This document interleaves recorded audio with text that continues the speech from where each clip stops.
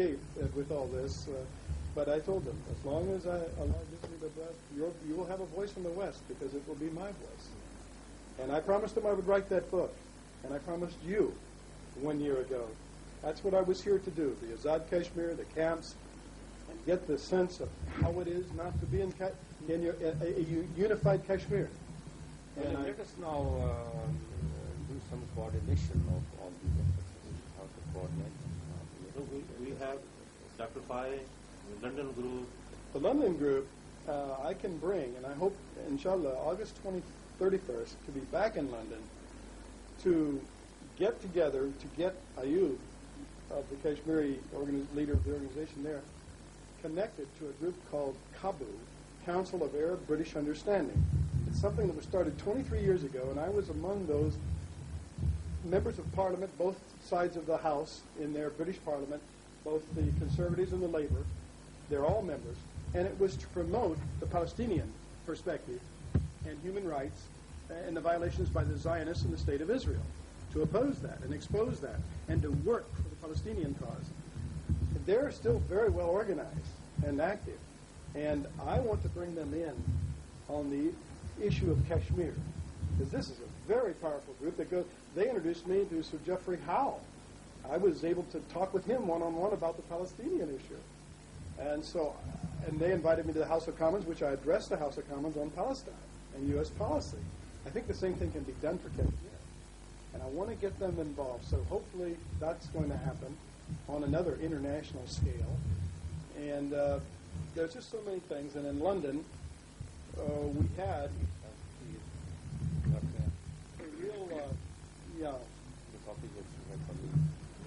and I'll also get you, this is the original, but I'd like copies of this. Copies of this. This is the Indian PhD. Okay.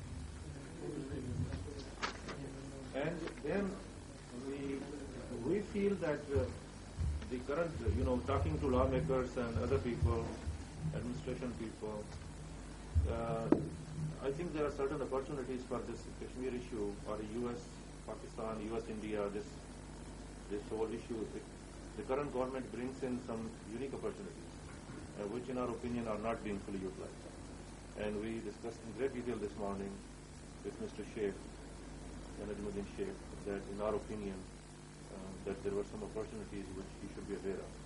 Well, at least he confessed that there was one or two angles that I brought to his attention, which he thought was reassuring. He was wondering about them, but he was debating whether what we should do, and he thought that at least that whatever we had to say would help him fashion.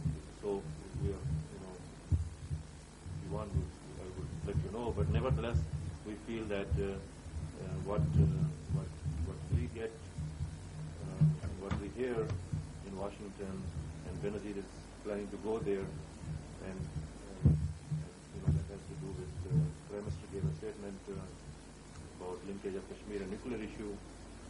However, there has to be certain material change vis-a-vis help to the Mujahideen, and also there has to be some material change with nuclear policy, because under the status quo, Pakistan is not getting anything. And I think they're in a position to up the ante, as we say, or to change the equation a little.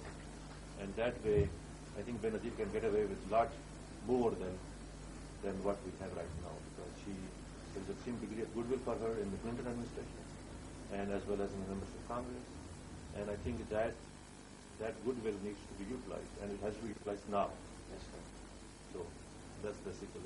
I mentioned to him that the old American phrase, which you used to laugh at me, because I would tell the Prime Minister, when Americans get serious about something, they say, we're taking off the gloves, which means no more gloves, soft play. Now, we're to the brass knuckles here. We're down to the real hard things. And indeed, we were visiting with the Secretary, who was so generous with his time and open. And I mentioned, too, that this is your only card, really, that Pakistan has, and it really is inextricably tied to Kashmir. The nuclear freeze concept of freezing your nuclear development and research and development has to change. I mean, play that card. Go ahead and say, no, we're unfreezing. We're going ahead. India's doing nothing but continue on its merry way. And frankly, America has, as you said, what it wants. India has what it wants. Pakistan has nothing, and the Kashmiris continue to bleed.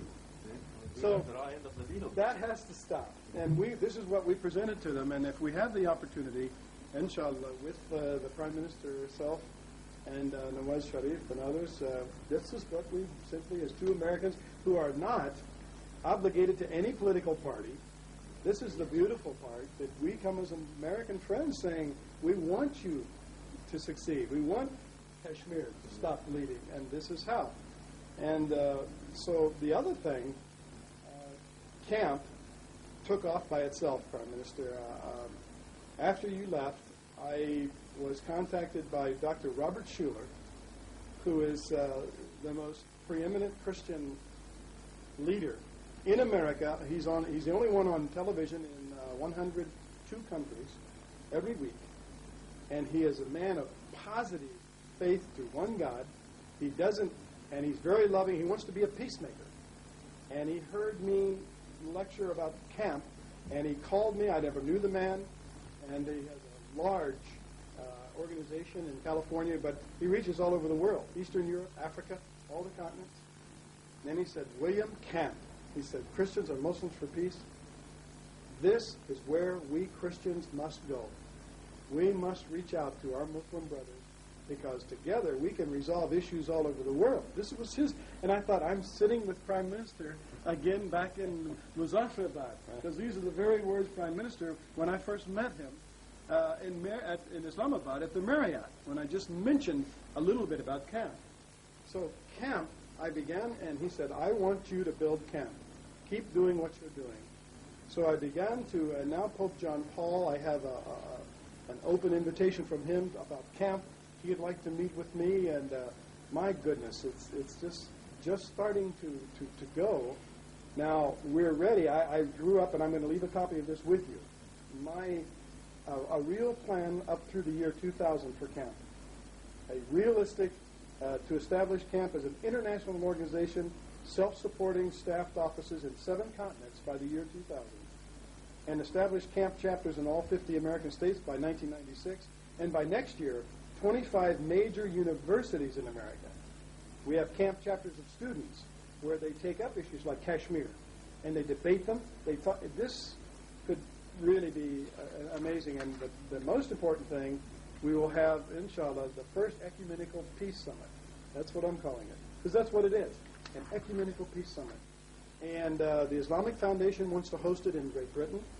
America wants to host Dr. Schuller on his campus. And we'd like to have a third one, perhaps in Islamabad, and that will be good, because indeed it is a legitimate issue. We're talking nuclear war in this continent. So, it would do 2 things. Having it in Islamabad, an ecumenical peace summit here, would defang and take the teeth out of the hate and propaganda in the West and by India, churning up against Pakistan being the evil person here. That there, for example, in our press, as we went over with the Secretary quite a long time, I have press clippings here from America that are disseminated to all of the Christian leadership in America, but for millions of people. And these are terrible things that say, for example, this is the one, Religion Report, and it says that Christians are being shot and are being attacked. Chanting Muslims demanded the execution of Christians in Islamabad, in Pakistan, in Lahore. And they asked me, and Dr. Schuller asked me, William, you've educated me about Islam. He's reading the Quran and so on. So he said, how is this? And true Muslims don't. I said, no, true Muslims do not do this. We are people of the book. They are enjoying that we are together. We are to be respected. We respect them. But the point is, if you had such a conference here, it would go so far in destroying this propaganda and hate against Pakistan, as well as Islam in general. I come back every time from here. I'll go back next week and say, look, to an audience. I have many programs scheduled, and I'll say, I just came from Pakistan, and look, I'm a Christian. See, my neck is still attached to my shoulder. It's still here. I'm alive. How can this be? this is what we have to do. And I see camp as a tremendous, even beyond the scope of what we've discussed here, of international, the whole world is a possibility. Sudan has invited me to come and talk, both meet with the North, Khartoum government, and go to the South with the so-called Christian SPLA. Now, and tell the truth of what I see. Well, I've been wanting to do that. I just told Dr. Schuler a month or 2 weeks ago I'm going to Sudan, inshallah. However, I really want to get there, and because I know that Islam is being drugged through the propaganda again. Only one side is told, and it's not true what is said. So anyway, we're standing at the Islamic Foundation in Leicester, England, just a few days ago, and with the director, and the phone rang, and it was the Sudanese government calling the Islamic Center and Foundation. They're saying, do you know of a Christian scholar organization that you can send to Sudan? And I had just been talking about this 2 weeks ago. And indeed, he asked me, would you consider, and I said, yes, tell them yes, to fax me at my home. I'll go to Sudan. So this camp seems to have, as you rightly saw when we first shared the concept, your enthusiasm and support gave me the continued enthusiasm that I would have had, I suppose, but it just reinforced and strengthened me to say, I'm in full support of this idea. I know you are, and I think... I sincerely believe in this, and I see it as a sort of God-given opportunity we should never be missed. We want to miss the track. Maybe we're not back on it for many, many long years. Nobody knows what's going to happen in the meantime. Yeah. William says that America has, that wanted ad. They says America is in need of an enemy. Yes. And America is, the Pentagon, the military-industrial complex is in need of an enemy, and Islam is it right now. So we need to refuse it. Yes. This is my lecture at many campuses, that Islam has been selected without their approval. They're not going to ask all the Muslims to vote, but they could put an ad, an advertisement in the paper. Help wanted. They could supply. Enemy wanted. Apply at U.S. Pentagon. Response to the State Department. And if you qualify, you become the new enemy, and that means more tax dollars and more propaganda, and more American people paying more taxes for more planes we don't need. I mean, how big of a military do you need? And of course, I don't want to get into Gulf War. There was no war. To have a war, you have to have a worthy opponent who can threaten you. Scud missiles could hardly get out of Baghdad, let alone to Washington, D.C. But anyway, you see, that was the first shot fired in the New World Order, which is antagonistic to Islam. Yes. That wasn't a lesson of oil. Less than 3% of our oil comes from Kuwait. And by the way, Mexico begged us to let them supply the 3%. Mexico, an impoverished neighbor of America, we complain about the illegal immigration and so on coming across our border. Here was the opportunity to help them and develop relationship, friendly and warm. What did we do? We said, no, we won't let you sell us the oil, which was a better grade than the Kuwaiti oil. We, America, gave the contract to Saudi Arabia. And they made another $7 billion, supplying this extra oil, which we didn't need anyway. We have so much in reserve. So the point is, Islam, gentlemen, is and will be on the horizon for the future. Yes. And this has a little bit of they will be an enemy, perceived, and perception is everything in politics. Yes. Not reality, but perception. And their intellectuals are creating that. Samuel Huntington, they're creating it, is right. Professor of political science, Harvard University, in the magazine called Foreign Affairs, it's a quarterly thing. You may have seen it. Clash of Civilizations. There were debates on it. That quote-unquote intellectual started this thing, and he divided the humanity in 6 civilizations. And he said that the Western civilization is going to be either Islamic or Islamic and Confucius, the Islamic and the Chinese, that these 1 or 2 billion people are going to be the new enemies. And he has whole pieces on. Yeah, this is from Harvard. Everybody paid attention to this. And we had some Islamic scholars give rebuttal to this, and it was published. I sent some newspapers here, and Professor Khurshid Ahmed told us in London that he had written a rebuttal to this, but this is the talk of the town. Well, I mean, this is... Maria was on CNN. Maria was on CNN yesterday. On the same issue? 2 minutes. Yes, please. Minute and a half. Was professors. Mm-hmm. Very good. Yes. Well, this is the next step, and this brings up the subject. I was on CNN. I don't know if you got to get the tape. We noted and notified the Pakistan embassy far in advance. I haven't seen it yet. We were told they have it, were we not? Yes. That they have it here in Islamabad. I did 15 minutes debate with the head and lead Indian journalist of All India Press in Washington on Kashmir. You were correct. You were laughing when I told you when you were leaving. I said they're going to have this program, and at first it was just to be me on my book on CNN International, which was seen here all over. It was seen in 25 million households, 102 countries. That's where that was aired. 25 million households. That's households with children and all that. That goes into that. I don't know how many hundreds of millions. But the point is, first it was to be my book and the interview with me. The Indians objected. They called in the Indian embassy in Washington. No, we'll send someone. They sent this fellow who claimed and told CNN he had been in the valley of Kashmir also. He forgot to tell them when he was there and under what auspices he was there. He was there as an occupation soldier in the 1949. I mean, but he didn't tell them that. Well, it came out because I drug it out of him on the air. And the point being, the debate is good.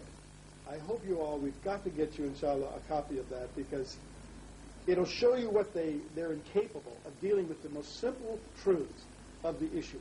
There was no way. He kept saying his first and primary statements were Pakistan, and he got so excited, American audiences couldn't understand him because it's an Indian. He was running he had bad English anyway, but his eyes were bugged out and he was upset, perspiring. I'm sitting there calmly watching this man, and they're showing me like this, and his exaggerated and just completely out of control. But Julie said, it's Pakistan, Pakistan, Pakistan. And I said, are you through? May I speak now? Well, yes, he says. I said, Pakistan. We're here to talk about Kashmir. I said, you keep bringing up Pakistan, Pakistan. I said, let me tell you, I was in the valley. When were you there? That's when I got there. You told CNN you were in, but when were you there? What year were you there? 1949. I said, I was there a little more recent than that. Let's say 1992 in September. And let me tell you, I never saw one Pakistani soldier in all of the occupied territory. Not one. You've said Pakistan. Not one. But I saw 600,000 of your countrymen, of your soldiers, and it was just like that. And it was really a defeat for them. And I understand they taped that, of course, and it was shown in Delhi live all over the world. And that's when the next 2 days later, they convened this meeting and I was told, I'm up on the top of the list now. What are we going to do with this man? I doubt that I'll get another debate. They'll try to befriend you, don't worry. Yes, you're right. I'm looking for that, and I'm waiting, but I'm watching for for them to cry before they kill me. It's okay to cry after they kill me, but maybe they can't do it right, and they'll be crying before they come with the knife under the other thing is, we have, what was it? Bigger? We needed the 15,000. What was that for? What were we going to do? The health step. Yes. We do have that possibility. There's a public relations firm. Alan Hart is a journalist and a well-known writer in England. Alan Hart wrote a book called... We'll continue with this on the table. All right. He wrote a book called Arafat, Terrorist or Freedom Fighter. I don't have to finish this. We can go. No. आप भी नहीं आए अपने Sardar Well, you have this. Go ahead. आप बता करो ना I wish to do it at the Sardar table. को अपने मिर्जा खान जमान को मिर्जा मुनव्वर याद आ रहा है मिर्जा का जब Mirza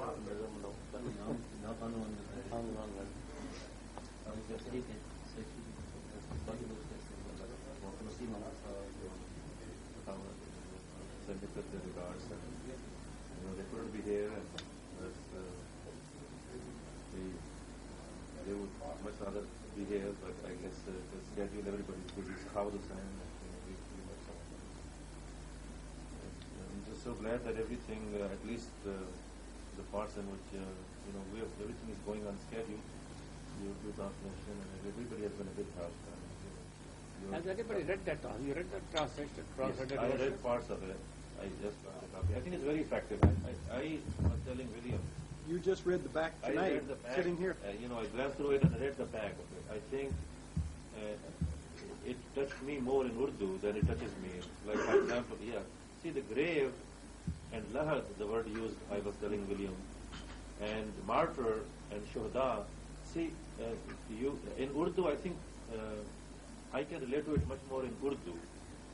In English, you see, when you read grave, you have to kind of circle it in your brain to get the full impact of a grave. Naturally, every language has its own. Yes, absolutely. I think it has. That's correct. Yes, it has. If I read the back, you read the back in English and see how much does it impact you.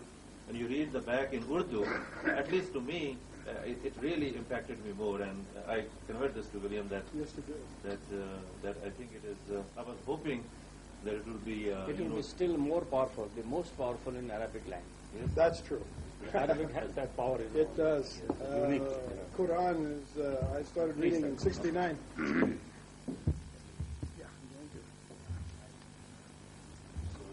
Oh, so good to see you. Yes. Long meeting in Yes. Well, I have told this man, laughing, how you and I were seeing who would be the last to sit at the table during the rain and lightning storm, and you said no, and we both looking at each other. Everyone left. You and I. We too were left alone. Only we were.